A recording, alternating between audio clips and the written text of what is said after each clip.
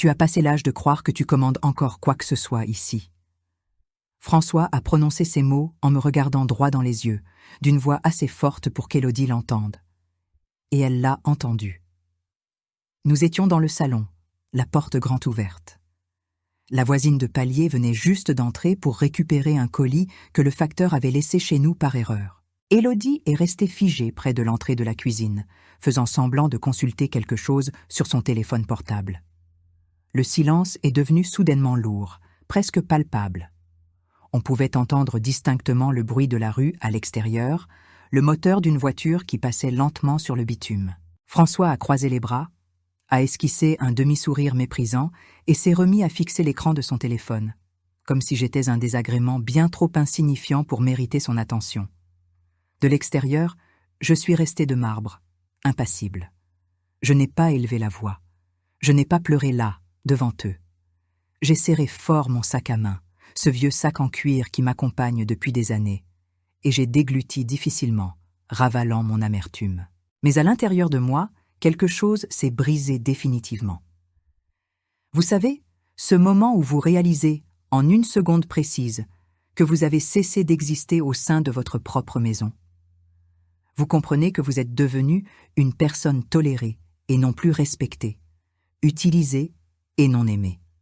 J'avais vendu mes effets personnels pour l'aider lorsque ses affaires avaient mal tourné. J'avais arrêté de travailler à l'extérieur pour m'occuper de la gestion du foyer, du quotidien, de tout. J'avais supporté les silences, les distances glaciales, les longues nuits sans la moindre conversation.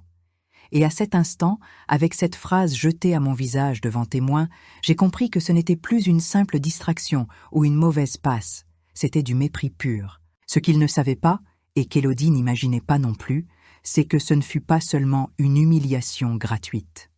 Ce fut le début de leur erreur fatale. Car à partir de ce jour-là, j'ai arrêté d'essayer de réparer les choses. J'ai arrêté de mendier de l'attention.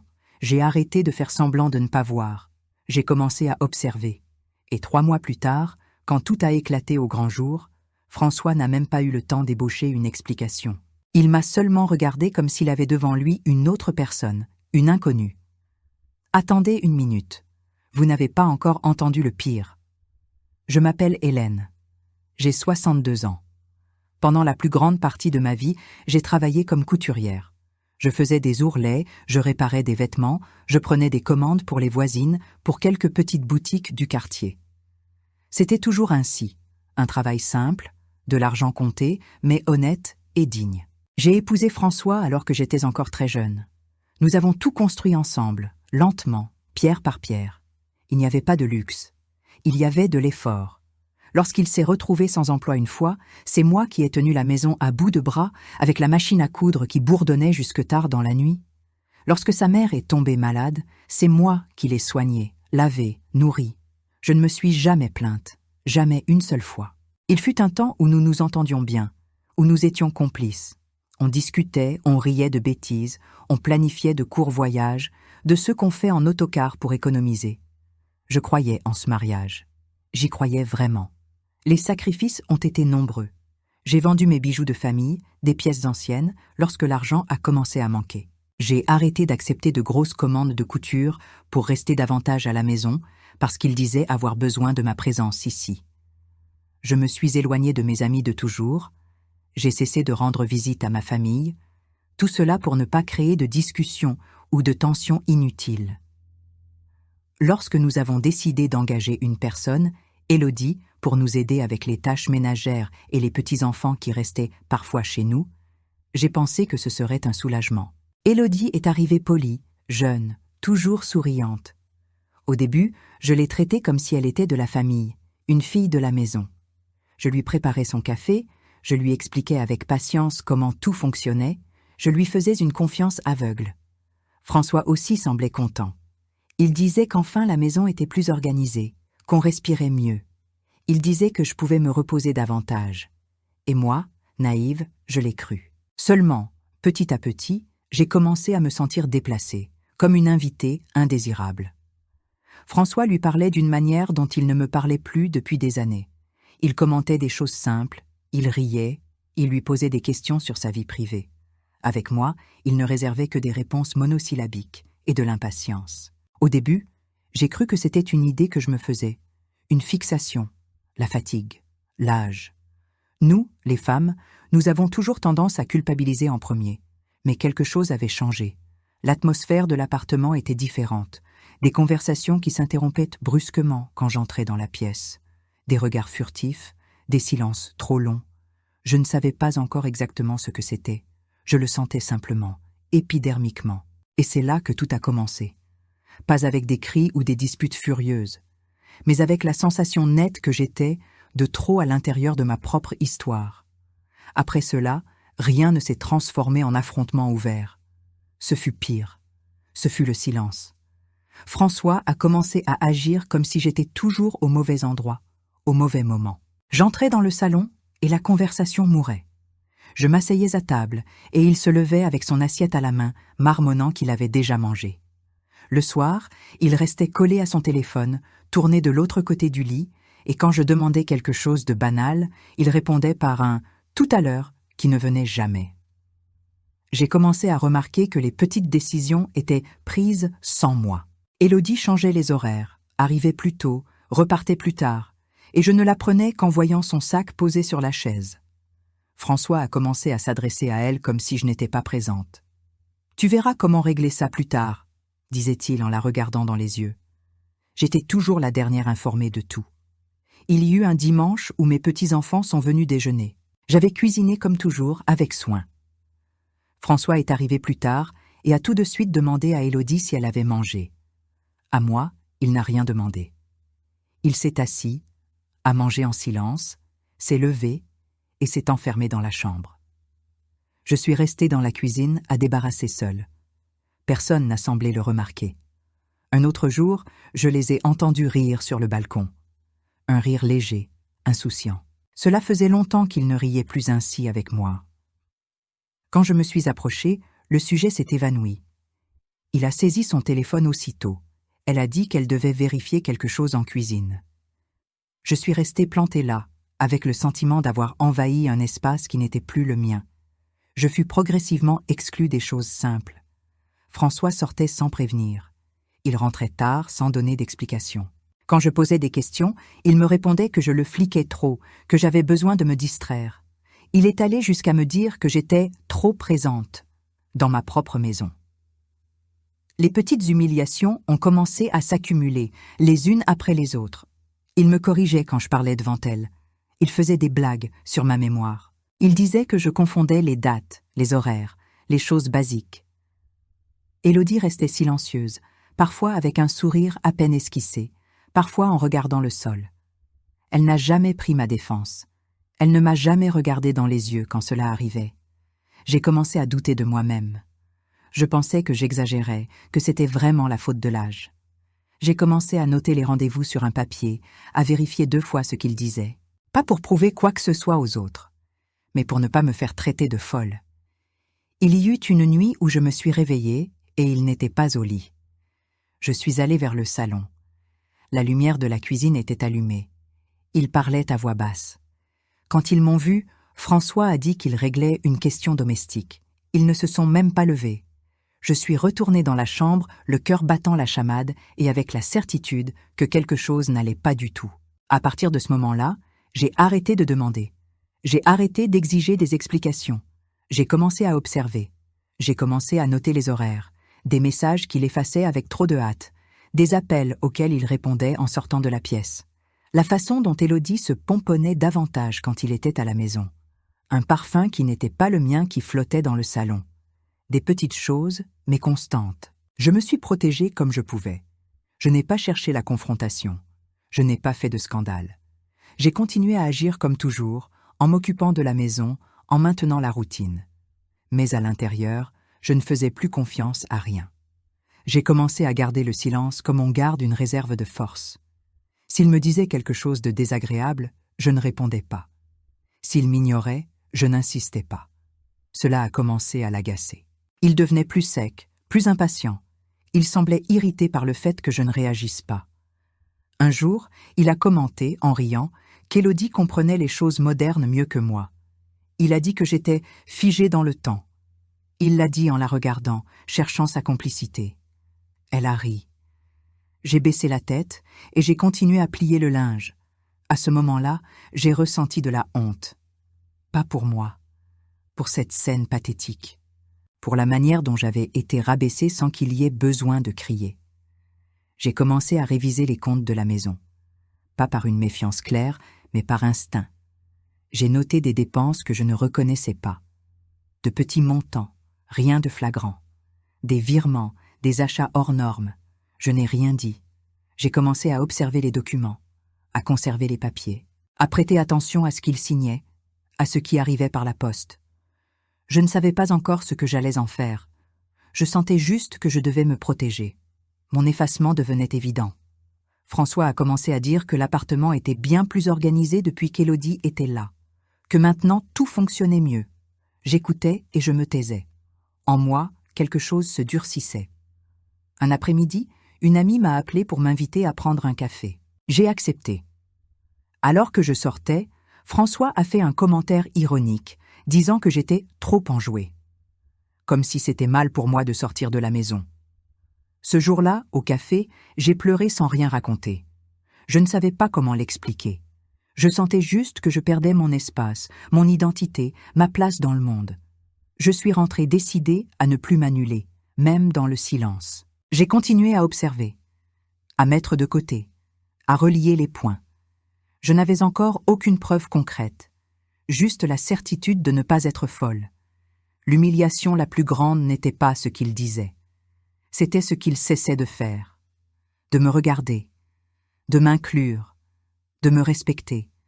Et pendant qu'il pensait que j'étais distraite, fatiguée, éteinte, moi je me réveillais, lentement, sans faire de bruit.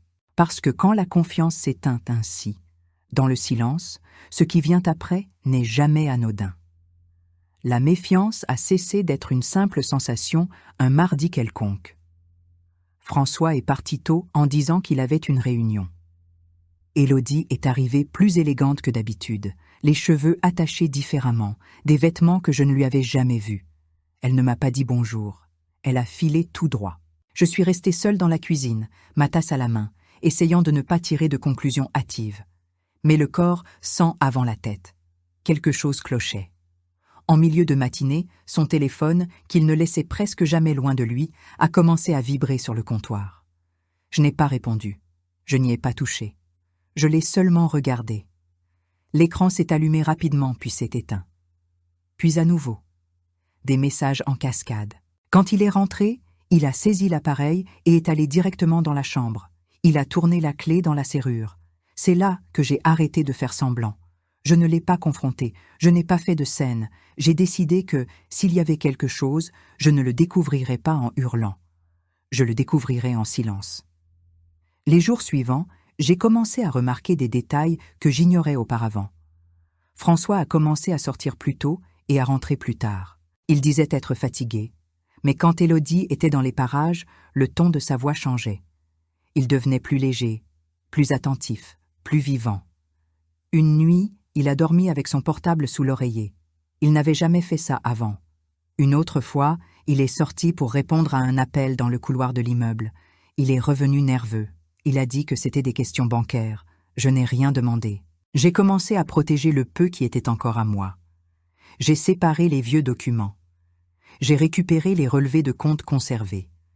J'ai organisé des papiers dont je ne me souvenais même plus l'existence. Je ne savais pas encore pourquoi. Je savais seulement que c'était nécessaire. La confirmation est arrivée un samedi.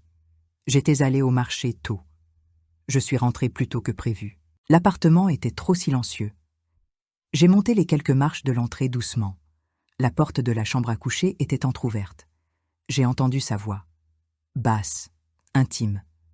Je n'ai pas eu besoin d'entendre la réponse pour comprendre. J'ai poussé la porte. Ils se sont écartés trop vite pour que cela puisse sembler une coïncidence. Élodie a rajusté ses vêtements. François a essayé de dire quelque chose. Je n'ai pas écouté. Le monde est devenu lointain. Je n'ai vu que d'eux, là, dans ma chambre, dans mon lit. Je n'ai pas crié. Je n'ai pas pleuré. J'ai seulement dit que j'avais besoin d'air. Je suis sortie de la maison et j'ai marché sans but. Quand je suis revenue, il s'était déjà recomposé. Il a tenté d'expliquer. Il a dit que je comprenais tout de travers, que c'était une exagération, que j'étais hypersensible. J'ai tout écouté sans répondre. Cette nuit-là, allongée à côté de lui, je n'ai pas dormi. Je n'ai pas pleuré. Je suis restée à fixer le plafond en pensant à tout ce qui m'avait été enlevé peu à peu. Le respect, la confiance, la dignité. Le lendemain, François a agi comme si de rien n'était. Élodie aussi. Ce fut l'aspect le plus cruel, le naturel, le manque total de respect. J'ai commencé à assembler les pièces du puzzle. Pas encore par vengeance, par protection. J'ai découvert qu'il lui payait des choses, de petits montants, cachés dans des virements que je n'avais jamais vus. J'ai vu des conversations effacées, des horaires qui ne concordaient pas, des excuses récitées par cœur. Un après-midi, il est sorti en laissant un papier sur la table. C'était le reçu d'un dépôt. Il y avait son nom à elle. Je n'ai rien dit à son retour. Je l'ai rangé. J'ai commencé à prendre des photos de tout ce qui apparaissait. Rien d'organisé, rien de planifié. Juste des enregistrements. Des preuves que je n'inventais rien. La trahison n'était pas seulement physique, elle était financière, émotionnelle. C'était l'utilisation de ma maison, de mon travail, de ma vie, pour soutenir quelque chose qui m'humiliait. Il y eut un jour où il m'a dit qu'il pensait vendre la voiture, que ce serait mieux pour nous. Il en a parlé d'un ton calme, comme si c'était une décision commune. J'ai acquiescé. Le soir même, j'ai découvert que la voiture était déjà promise. Pas pour nous. Pour couvrir une dette dont j'ignorais l'existence. J'ai compris que je devais agir avec un calme extrême. Le moindre faux pas et je perdrais tout. Il était trop sûr de lui. Il croyait que j'étais faible, fatiguée, éteinte. Élodie a commencé à se sentir la maîtresse de maison. Elle déplaçait les objets, donnait son avis, répondait à ma place. François laissait faire. Parfois, il l'encourageait. Je suis restée là, en silence, observant, mettant de côté, respirant à fond. Je n'ai plus cherché l'affrontement. Je n'ai pas discuté. Cela les a rendus encore plus imprudents. Ils ont commis des erreurs. Ils ont laissé des traces. Ils ont pensé que je ne regardais pas. Mais je regardais. La trahison m'a coupé l'herbe sous le pied. Je ne le nie pas. Mais elle m'a aussi réveillée. Pour la première fois depuis longtemps, j'ai arrêté de penser à eux et j'ai commencé à penser à moi. À ce stade, je le savais déjà. Cette histoire ne finirait pas par une discussion. Elle ne finirait pas par des excuses. Elle finirait par des conséquences. L'humiliation suprême est arrivée lors d'un après-midi qui semblait ordinaire. François a convoqué quelques personnes à la maison. Il a dit que c'était pour régler des affaires de famille, un truc rapide. Il n'a pas expliqué grand-chose. Je n'ai pas posé de questions. Il y avait sa sœur, un cousin et une ancienne voisine. Élodie est restée aussi. Elle s'est assise sur le canapé comme si elle faisait partie intégrante de tout ça. Je suis restée debout, adossée au mur, attendant de comprendre le motif de cette réunion. François a commencé à parler d'un ton posé, presque didactique. Il a dit que la cohabitation était devenue difficile, que j'étais confuse, oublieuse, que je créais un climat pesant dans la maison. Il parlait en regardant les autres, pas moi. Sa sœur approuvait de la tête. La voisine semblait mal à l'aise. Le cousin regardait son téléphone. À aucun moment il n'a mentionné la trahison. À aucun moment il n'a cité Élodie comme cause. Au contraire, il a dit qu'elle était une aide fondamentale, qu'elle apportait de la légèreté dans la maison, qu'elle comprenait mieux ses besoins. Quand j'ai essayé de parler, il a levé la main et a dit que ce n'était pas le moment, que je devais accepter de me faire aider, que peut-être il vaudrait mieux pour moi penser à partir un peu, me reposer, aller chez un parent. Là, devant tout le monde, il m'a transformé en problème. J'ai senti mon visage s'embraser. Mes mains devenaient moites. Mon cœur battait fort, mais je n'ai rien dit. Je n'ai pas pleuré, je n'ai pas crié, je ne me suis pas défendue. Élodie est restée silencieuse, les bras croisés, me regardant avec un mélange de pitié et de supériorité, comme si tout cela était déjà prévu. François a conclu en disant que c'était pour le bien de tous, que je devais comprendre mon état, qu'il faisait cela par affection. Affection. Quand la réunion s'est terminée, Personne ne m'a regardé dans les yeux. Sa sœur est sortie en vitesse. La voisine a pris congé avec gêne. Le cousin ne m'a même pas adressé la parole. Je suis restée seule dans le salon. François est allé dans la chambre. Élodie est allée à la cuisine. J'ai entendu les deux converser à voix basse, comme si rien ne s'était passé. C'est là que j'ai ressenti la douleur la plus profonde. Ce ne fut pas la trahison. Ce fut d'être diminuée devant d'autres. Être traitée comme une personne incapable, jetable, incommode. Je suis montée dans la chambre, j'ai pris un sac et j'y ai mis quelques vêtements. François est entré et a demandé où j'allais. J'ai dit que j'avais besoin de temps. Il a répondu que c'était mieux ainsi, que j'avais besoin de me vider la tête. Je suis partie sans discuter. Dans la rue, le bruit de la circulation semblait lointain, ouaté. J'ai marché jusqu'à l'arrêt de bus sans savoir où aller. J'ai appelé une vieille amie. Elle m'a accueillie sans poser de questions. Cette nuit-là, allongée sur son canapé, j'ai pleuré comme je ne l'avais pas fait depuis des années. Pas de colère, de honte, de fatigue, de sentir que mon histoire avait été réécrite sans ma permission. Mais, avec la douleur, quelque chose a changé. L'humiliation publique a rendu clair que je ne pouvais plus attendre une conversation juste. François ne voulait pas résoudre. Il voulait m'effacer. Et Élodie n'était pas seulement complice. Elle était partie active de tout cela. Le lendemain, au réveil, la tristesse était encore là. Mais il y avait aussi une chose nouvelle, froide, lucide. Ils avaient choisi de m'exposer. Maintenant, j'allais choisir de me protéger. Et je ne resterai plus silencieuse très longtemps. Les premiers jours après avoir quitté la maison furent vides. Je me réveillais sans savoir où j'étais. Je regardais autour de moi et je mettais un moment à me rappeler que ce n'était plus mon lit, que ce n'était plus ma routine. Mon corps était là, mais ma tête semblait ailleurs. J'oubliais de manger. Je perdais la notion du temps. Je restais assise à fixer le vide. Ce n'était pas seulement de la tristesse. C'était une sorte d'épuisement que je n'avais jamais ressenti auparavant. Comme si tout ce que j'avais été m'avait été arraché d'un seul coup. Il y eut un matin où j'ai essayé de sortir pour marcher et je suis revenue avant le coin de la rue. Mes jambes ne m'obéissaient pas. Ma poitrine se serrait. Je me suis assise sur le trottoir et j'ai pleuré doucement, honteuse face aux passants. Mon amie ne demandait pas grand-chose. Elle laissait juste le repas prêt, un verre d'eau à proximité et respectait mon silence. Cela m'a aidé plus que n'importe quel conseil. Après quelques jours, la douleur a commencé à changer de place. Elle n'a pas disparu, mais elle a cessé de me paralyser. Elle est devenue quelque chose de plus dur, de plus vigilant. J'ai commencé à penser à ce que j'avais vraiment perdu. Ce n'était pas seulement le mariage. C'était le foyer, la stabilité, l'argent que j'avais contribué à construire. Et c'est alors que j'ai compris que, si je ne bougeais pas, il finirait par me pousser hors de ma propre vie. J'ai pris une vieille chemise cartonnée où je gardais toujours mes documents. Je l'ai ouverte sur la table du salon de mon ami. J'ai commencé doucement. Certificats, vieux contrats, reçus de paiement. Des choses que je n'avais jamais bien organisées parce que j'avais confiance. Chaque papier portait un souvenir, un choix, un sacrifice. J'ai trouvé des reçus de factures payés par mois à des périodes où François disait s'occuper de tout. J'ai vu de vieux relevés bancaires montrant des entrées et des sorties que je n'avais jamais remises en question. Rien de flagrant pris isolément. Mais ensemble, ils formaient un dessin très clair. Je suis retournée à l'appartement à une heure où je savais qu'il n'y serait pas. J'ai pris mes affaires calmement. Je n'ai pas discuté. Je n'ai pas laissé de mots. J'ai seulement observé.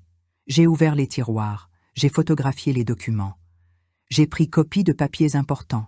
J'ai vu des contrats signés seulement par lui, mais payés avec de l'argent qui était aussi le mien. J'ai fait des photos de tout. Dans la chambre, j'ai senti un fort serrement au cœur. Le lit était encore défait. L'odeur n'était plus la mienne. J'ai respiré à fond et j'ai continué. Dans la cuisine, j'ai trouvé des factures récentes, certaines avec des montants différents de la normale. J'ai pris les photos. J'ai rangé. Je suis retournée chez mon ami avec la sensation de commettre quelque chose de mal, tout en sachant que ce n'était pas le cas. Cela aussi faisait mal. La culpabilité que l'on porte quand on a toujours été la personne correcte.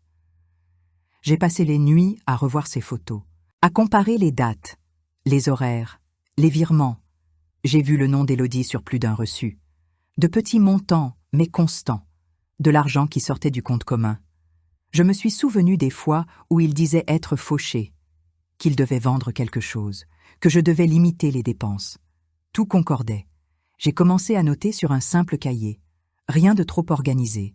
Juste ce que je comprenais.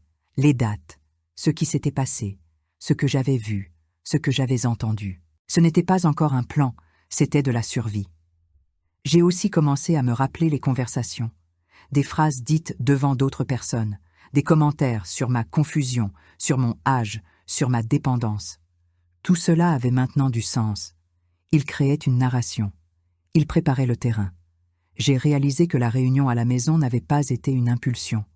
C'était une répétition générale.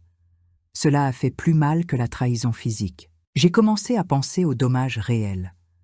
Financiers, oui, mais aussi émotionnels et sociaux. Il essayait de m'isoler, de m'enlever toute crédibilité, de me faire paraître instable. Si je n'étais pas parti, peut-être aurais-je perdu bien plus. Après une semaine, je ne pleurais plus tout le temps. Je pleurais à des moments précis, quand je me souvenais de quelque chose, quand la fatigue prenait le dessus. Mais le reste du temps, je fonctionnais, je mangeais, je dormais, je réfléchissais. J'ai commencé à séparer ce qui était une preuve de ce qui n'était que douleur. Ce fut difficile. Tout ce qui blesse ne sert pas de preuve. J'ai dû l'accepter. J'ai jeté ce qui n'était que souvenir. J'ai gardé ce qui montrait un schéma, une continuité, une intention. C'est dans ce processus que j'ai senti quelque chose changer en moi. Ce n'était pas de la colère, c'était de la fermeté. Je ne voulais détruire personne, je voulais la justice. Je voulais sortir de cette histoire sans être traité comme une marchandise au rebut. J'ai aussi pensé au risque. Il pouvait le découvrir. Il pouvait essayer de tout retourner contre moi. Je devais être prudente. Je n'ai parlé à personne d'autre qu'à mon ami. Je n'ai rien raconté aux parents. Je n'ai pas demandé d'avis. J'avais besoin de clarté, pas de confusion. Quand j'ai finalement refermé la chemise avec tout ce que j'avais réuni, je savais que ce n'était pas peu. Ce n'était pas une exagération. Ce n'était pas une invention. C'était suffisant pour me protéger. Ce soir-là, avant de dormir, je me suis regardée dans le miroir et je ne me suis presque pas reconnue. J'étais plus maigre, les cernes profonds. Mais le regard était différent. Pour la première fois depuis que tout avait commencé, je ne me suis pas sentie faible. Je me suis sentie prête. Pas encore pour l'affrontement, pas pour la bagarre, mais pour faire le pas suivant. Et ce pas ne serait pas fait sous l'impulsion. Il serait fait avec calme, avec stratégie, avec la même patience que j'avais eue toute ma vie pour construire tout ce qu'il pensait maintenant pouvoir me prendre. C'est mon ami qui a prononcé le nom de cet homme pour la première fois. Un avocat ami de la famille, un homme discret, de ceux qui ne promettent pas de miracles et ne parlent pas un jargon incompréhensible. J'ai hésité. J'avais passé ma vie entière à tout résoudre seul. Demander de l'aide me semblait un aveu de faiblesse. Mais à ce stade, j'avais déjà compris que le silence n'était plus la solution. J'ai pris rendez-vous. J'y suis allé avec le dossier sous le bras et le cœur au bord des lèvres. Je ne savais pas à quoi m'attendre. J'avais peur de m'entendre dire qu'il n'y avait rien à faire, ou pire, que j'avais trop attendu. Il m'a reçu avec calme. Il m'a demandé de raconter depuis le début. Il ne m'a pas interrompu. Il n'a pas fait de grimace stupéfaite. Il a seulement écouté. Quand j'ai fini, il a demandé à voir les documents. Il a ouvert la chemise lentement, comme quelqu'un qui sait qu'il y a là-dedans plus que du simple papier. Pendant qu'il analysait, j'ai observé son visage changer peu à peu.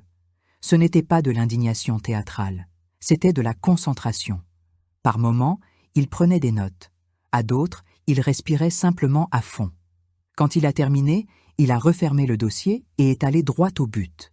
Il a dit que je n'étais pas folle, que dans tout cela, il y avait un schéma, qu'il y avait des indices clairs d'abus financiers, de tentatives de me discréditer et de possibles fraudes patrimoniales. Il a parlé sans détour, sans promettre de vengeance. Il a parlé de justice. Cela m'a procuré un soulagement que je ne saurais expliquer. Ce n'était pas du bonheur. C'était la sensation de ne pas être seul dans cette réalité. Il m'a expliqué ce qu'on pouvait faire. Pas tout en même temps, pas à pas. D'abord, garantir que rien ne soit plus soustrait à mon insu. Ensuite, formaliser ce qui s'était déjà passé. Pas d'affrontement direct, pas d'avertissement. J'ai tout écouté avec attention, j'ai demandé ce que je devais faire. Il a dit que la décision m'appartenait, mais que la meilleure voie était d'agir avec calme et de laisser les faits parler. Je suis sorti de là avec une directive claire. Ne pas provoquer, ne pas répondre, ne pas menacer. Continuer à rassembler ce qui apparaissait, mais sans s'exposer. Les jours suivants, j'ai suivi exactement cela. François m'a appelé quelques fois. Il demandait quand je rentrerais. Il disait qu'il était inquiet, que j'exagérais. Je répondais peu, toujours sur un ton neutre. Élodie aussi a tenté un contact. Elle a envoyé un message disant qu'elle était désolée, que tout avait été un malentendu. Je n'ai pas répondu. Pendant ce temps, l'avocat a lancé les premières mesures. Il a demandé la liste des mouvements bancaires. Il a sollicité des informations formelles, des choses que je ne savais même pas qu'on pouvait demander. Tout dans la légalité, tout documenté. Chaque réponse qui arrivait confirmait ce que je sentais déjà. Des sommes transférées, des décisions prises sans mon consentement, des tentatives de m'éloigner du contrôle économique du foyer.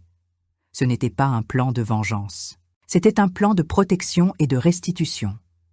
J'ai commencé à comprendre une chose importante. La justice, ce n'est pas hurler.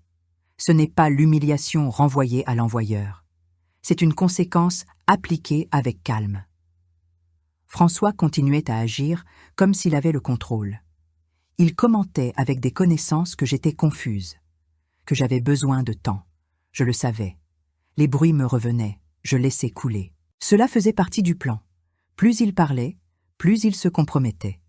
Il y eut un moment où l'avocat m'a appelé pour me dire qu'il était temps d'avancer un peu plus, qu'il y avait déjà suffisamment de matériel pour tout formaliser. J'ai respiré à fond avant de répondre. Ce n'était pas de la peur, c'était de la responsabilité. J'ai donné mon accord. À partir de ce moment, les choses ont commencé à bouger sans que je doive être présente. Recommandé, notification, requête formelle. François a été sommé d'expliquer des choses qu'il pensait ne jamais voir remises en question. Sa réaction fut rapide. Des coups de fil nerveux, des messages interminables. Changement de ton. D'abord, il a tenté de me convaincre. Puis, il a tenté de m'intimider.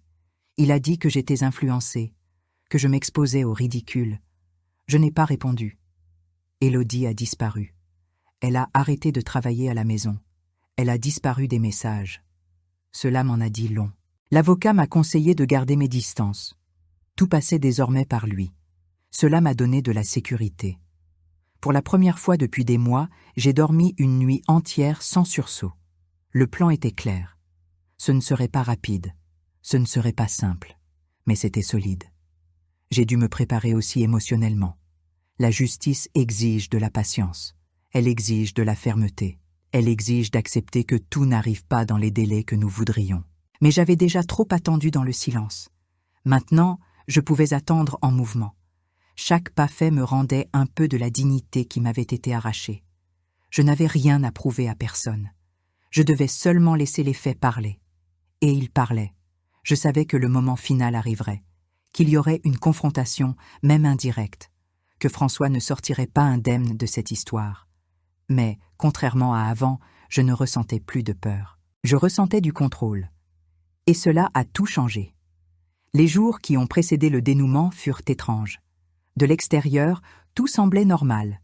Je suivais ma routine chez mon ami, je me levais tôt, je prenais mon café, je marchais un peu.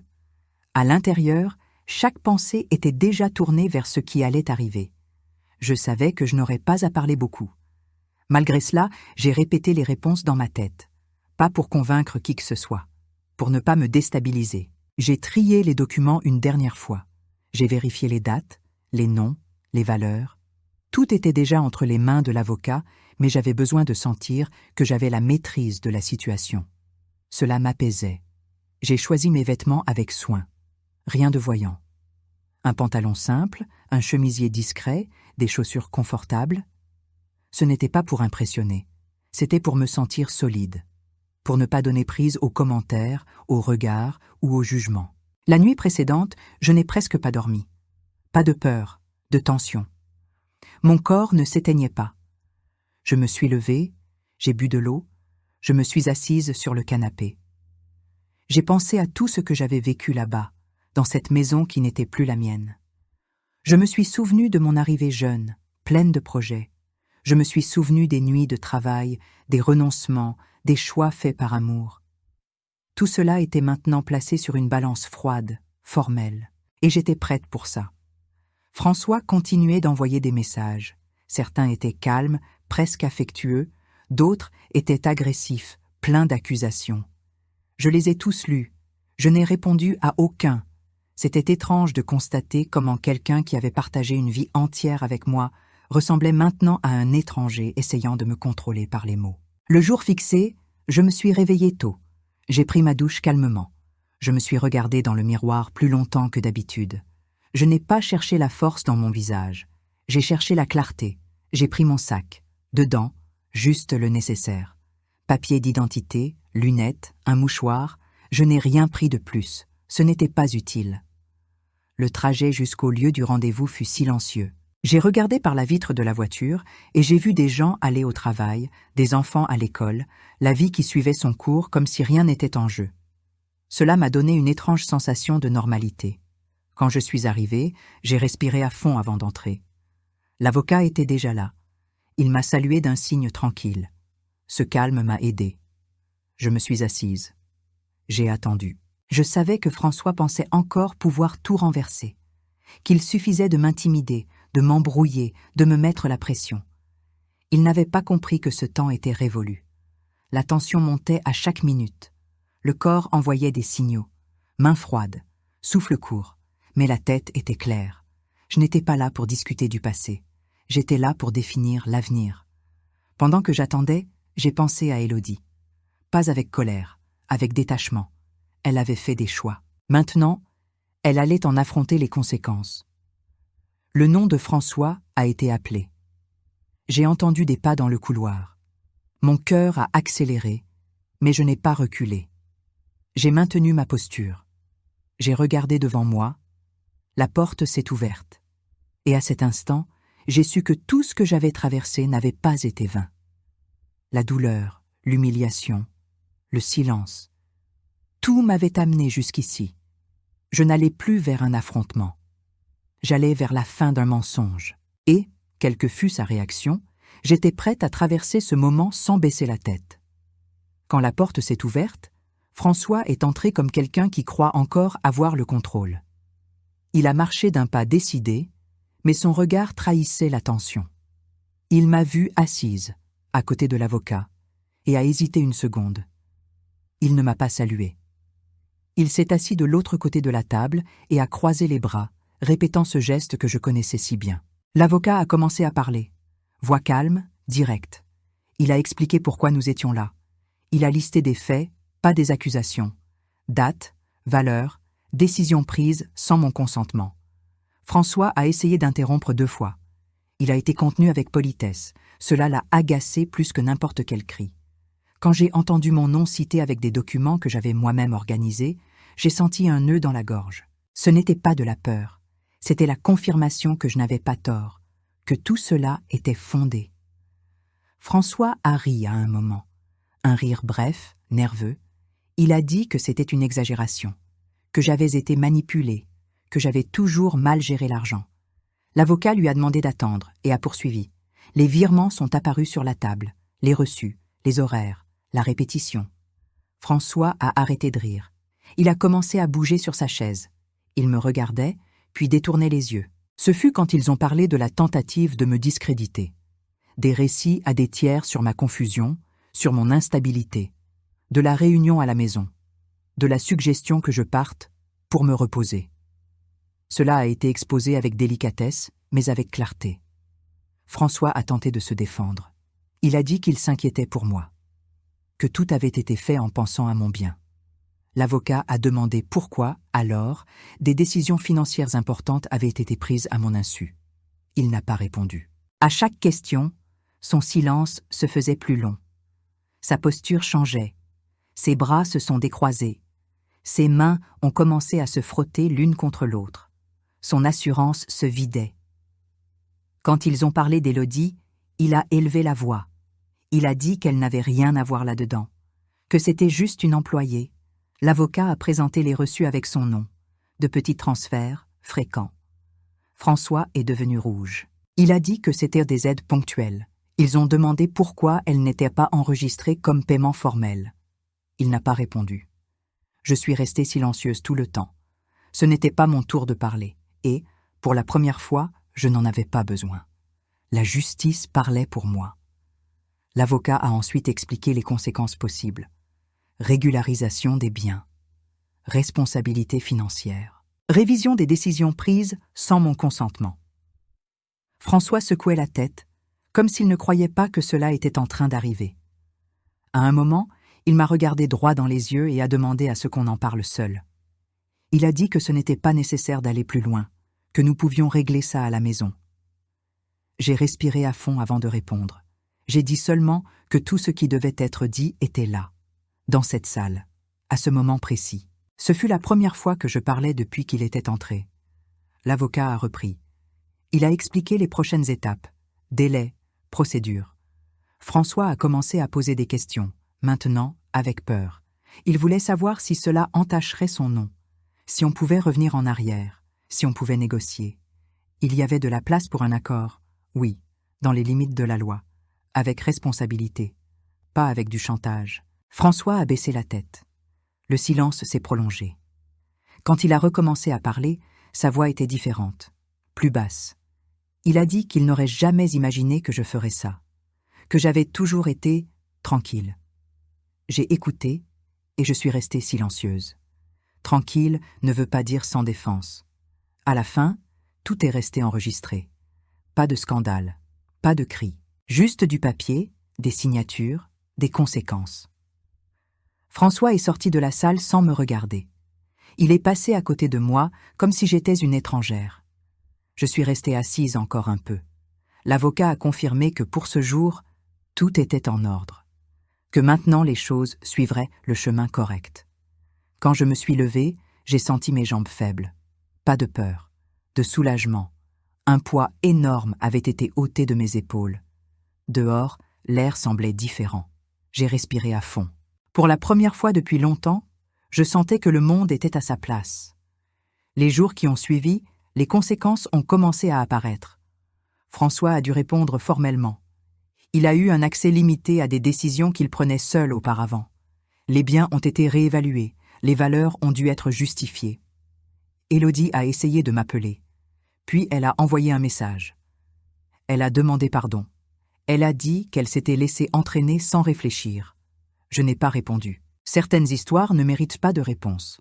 François a encore tenté le contact, sur un ton qui mêlait repentir et ressentiment. Il a dit que tout avait échappé à son contrôle, qu'il ne voulait pas me blesser de la sorte. J'ai écouté, j'ai lu, et je n'ai pas répondu. Parce que la justice n'a pas besoin du dernier mot. Elle a besoin de conséquences. Ce qui m'a le plus marqué ne fut pas de voir François acculé. Ce fut de comprendre que j'avais récupéré quelque chose qu'il avait essayé de me prendre. Ma voix, mon espace, ma dignité. Je n'ai pas fêté ça. Je n'ai pas ressenti de joie. J'ai ressenti la paix. La justice ne m'a pas rendu le temps perdu. Elle n'a pas effacé l'humiliation, mais elle a posé des limites claires. Et cela, à ce moment-là, fut tout ce dont j'avais besoin. Quand je suis rentrée chez mon ami ce soir-là, j'ai dormi sans sursaut. Le téléphone ne m'effrayait plus. Le silence ne faisait pas mal. Je savais qu'il y aurait encore des ajustements, des papiers, des décisions. Mais le pire était passé. Et pour la première fois depuis que tout avait commencé, j'ai ressenti quelque chose que je n'éprouvais plus depuis longtemps. La liberté. Les conséquences ne sont pas arrivées toutes ensemble. Elles sont arrivées petit à petit, comme toutes les choses vraiment sérieuses. François a dû répondre de chaque décision prise seul. Ce qui était avant une routine automatique est devenu une explication formelle. Les comptes ont été revus, les biens réévalués. Rien de spectaculaire.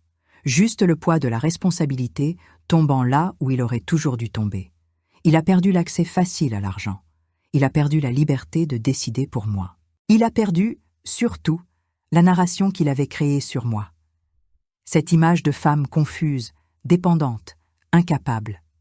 Cela s'est effondré misérablement. Certaines personnes qui l'avaient cru ont commencé à s'éloigner. D'autres sont restées silencieuses, sans le courage de demander pardon. Je n'ai rien réclamé à personne. Chacun règle ses comptes avec sa propre conscience. Élodie ne s'est plus montrée. J'ai su par des tiers qu'elle avait quitté son travail, changé de quartier. Je ne me suis pas intéressée aux détails. Ce qu'elle avait fait avait eu des conséquences. Et cela suffisait. François a tenté de reprendre contact quelquefois. Pas pour parler de ce qu'il avait fait, mais pour dire à quel point sa vie était partie à volo. Problèmes financiers, solitude, difficulté à se réorganiser. J'ai écouté en silence. Je n'ai pas ressenti de pitié. Je n'ai pas ressenti de colère. J'ai ressenti de la distance. J'ai appris que tout repentir n'est pas sincère. Parfois, c'est juste de l'inconfort. Avec le temps, les contacts ont diminué, puis cessé. La procédure a suivi son cours. Rien ne fut facile, mais tout fut juste. Pendant ce temps, ma vie a commencé à se réorganiser de manière simple, sans hâte, sans grande promesse. J'ai changé de quartier, un endroit plus petit, plus tranquille. J'ai loué un espace simple, mais rien qu'à moi. Chaque meuble là-dedans avait été choisi par moi. Chaque détail respectait mon rythme. Je me suis remise à coudre. Pas par nécessité immédiate, mais par plaisir. Je prenais peu de travaux. Je discutais avec les clientes. Je sentais le temps passer sans lourdeur. L'argent arrivait doucement, mais il arrivait propre, à moi. Je me suis rapprochée de personnes que j'avais laissées derrière moi. Certaines amitiés sont revenues comme si elles n'étaient jamais parties. D'autres non. Et c'est très bien ainsi. On apprend à accepter ce qui a sa place dans la nouvelle vie. J'ai commencé à marcher tôt le matin, à mieux respirer, à mieux manger, à mieux dormir. Des choses simples qui avant semblaient un luxe. Parfois, le souvenir du passé revenait. Je ne vais pas mentir. Certaines nuits apportaient encore des images que j'aurais préféré oublier. Mais elles ne me contrôlaient plus. C'étaient des souvenirs, plus des plaies ouvertes. Ce qui a le plus changé, c'était à l'intérieur de moi. J'ai arrêté de demander la permission d'exister. J'ai arrêté de me justifier de vouloir être en paix. J'ai arrêté de penser que je devais tout supporter pour être considérée comme une bonne personne. J'ai compris que la dignité ne se négocie pas. Aujourd'hui, quand je pense à tout ce qui est arrivé, je ne pense pas à la vengeance. Je pense à la limite, au courage tardif, peut-être, mais nécessaire. Je pense à quel point j'ai failli me perdre en essayant de maintenir quelque chose qui était déjà fini. Si j'avais continué dans le silence, peut-être qu'aujourd'hui je ne serais qu'une autre femme effacée, portant une histoire que personne n'a voulu écouter. Mais j'ai choisi d'agir, avec calme, avec respect, avec justice. Je n'ai pas eu besoin de crier. Je n'ai pas eu besoin d'humilier en retour. Je n'ai pas eu besoin de prouver quoi que ce soit avec des mots durs. J'ai laissé les faits parler, et ils ont parlé assez fort.